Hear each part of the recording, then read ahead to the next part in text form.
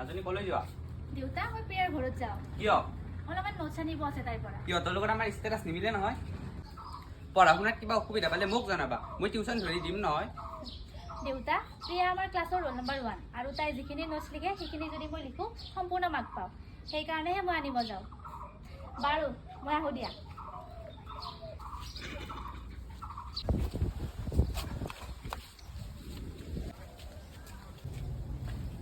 অ' খুৰী ঘৰত আছনে?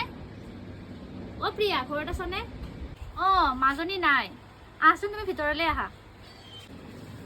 কোৱাচোন তুমি কি কামত আহিলা? মই মানে খুৰী প্ৰিয়াৰ পৰা নোটছ অলপ ল'ব আহিছিলোঁ। তাই নাই যদি আপুনিয়ে দিয়ক নহ'লে মই যাওঁ। অঁ ময়ে দিম ৰ'বা তোমাক। চাহ খাই যাবা ৰ'বা। ঠিক আছে সোনকালে কৰক মই যাম মানে। চাহ খাইছোঁ নাই? অঁ হ'ব দিয়ক খুৰী।